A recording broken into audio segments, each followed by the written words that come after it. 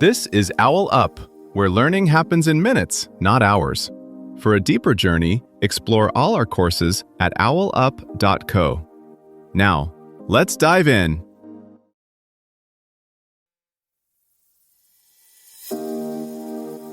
Welcome back to Chapter 2 of our series, The Art of War, Timeless Strategies Through History.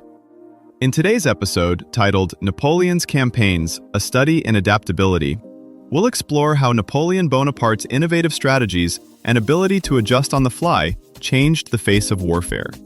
So, let's dive in.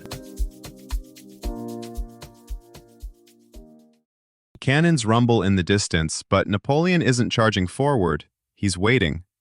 His army is scattered over miles of countryside, yet by tomorrow morning, he'll snap them together at one spot like a closing trap.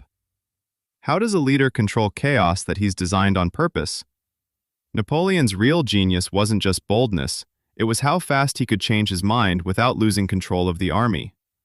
Orders went out, yes, but they were more like a flexible score for a symphony than a rigid script. Each corps commander had room to improvise as news came in. A delayed enemy column, a discovered bridge, a village full of supplies.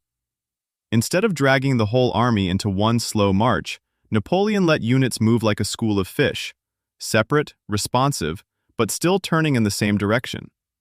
This demanded two things modern leaders still struggle with: trust and timing.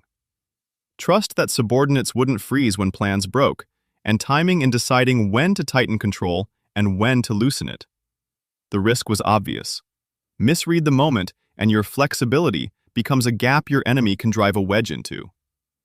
On campaign, this meant Napoleon rarely moved his army as one giant column. He broke it into self-sufficient corps, each with infantry, cavalry, artillery, and just enough supplies to operate alone for days. It's closer to a cluster of small, fast-moving storms than a single slow front. Each one dangerous on its own, devastating when they collide. Crucially, he placed these corps so they could support each other within a day's march, but not so close that they drained the same roads and villages. That spacing let him threaten multiple options at once while hiding his real objective. Napoleon's adaptability showed up in the boring details: routes, calendars, and wagons. On paper, his army looked dispersed. In practice, he was constantly calculating. If the Austrians accelerate here, then my left corps pivots. If they hesitate, my right pushes hard. At Ulm in 1805, this paid off spectacularly. While the Austrian general Mack waited for a decisive battle, Napoleon quietly folded his corps around Ulm like closing doors. By the time Mack realized what was happening, tens of thousands of Austrians were cut off and forced to surrender, before a classic main battle ever occurred. Two enablers made this kind of maneuver possible: pace and information. A French corps could cover 15 to 20 miles a day on different roads, then concentrate almost overnight. That meant an enemy who thought he faced 30,000 men in the morning could suddenly be staring at 150,000 by the next day. But marching fast without firing effectively would have been pointless. Napoleon's artillery, about a fifth of his total firepower, was standardized around systems like the 12-pounder Gribeauval guns. Because the guns, carriages, and ammunition were uniform, he could shift batteries quickly to where a breakthrough seemed likely, instead of being trapped by fragile, one-off equipment. This combination of speed and standardized tools let him change the main effort mid-campaign. If a flank attack began to look promising, he didn't need weeks to rebuild his army's shape. He just redirected marching columns, slid artillery where it mattered most, and adjusted supply routes to feed the new axis. It's similar to a conductor subtly changing the tempo in the middle of a performance. The notes are the same, but the effect on the audience and the opponent is completely different. Yet there were boundaries he couldn't bend. In 1812, chasing a decisive result in Russia, he pushed the same system into a landscape that swallowed roads, forage, and time.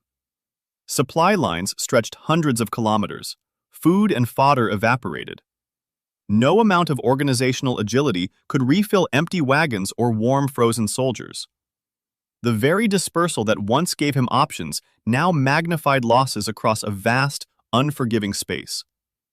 Think about how streaming companies launch a new show. The smartest ones don't dump all their marketing into a single ad campaign and pray. They test trailers on different platforms, watch which audience clusters lean in, then reroute budget, push extra clips, or even shift release timing based on early signals. That's not random experimentation. It's structured freedom inside a clear objective. Make this show a hit, fast, before rivals react. Modern militaries do something similar with modular task forces. A brigade landing in a crisis zone might arrive with standard building blocks: infantry, engineers, drones, medics. But the mix that actually moves forward shifts daily. If a river crossing turns critical, engineers and drones surge. If civilians start fleeing, logistics and medical units suddenly become the main effort. In tech firms, product teams mirror this by keeping code bases standardized and cross-trained. When a competitor surprises them, they can reshuffle developers overnight toward the feature that now matters most, without rewriting every tool or process from scratch. Napoleon's campaigns hint at a future where winning depends less on predicting events and more on reconfiguring fast when predictions fail. As sensors, drones, and AI flood commanders with data, the edge will belong to those who can turn that data into modular responses, small teams, swarms, or apps that can regroup, like birds wheeling in the sky, shifting direction together without waiting for a single shouted order from above. Napoleon's real lesson isn't move fast, but design for fast rearrangement. Today, that might mean interchangeable teams, common tools, and clear intent so people can pivot without waiting. Your challenge this week: map one project as if a sudden shock hit tomorrow. Who swaps roles, what pauses, what surges, and note every place you'd stall.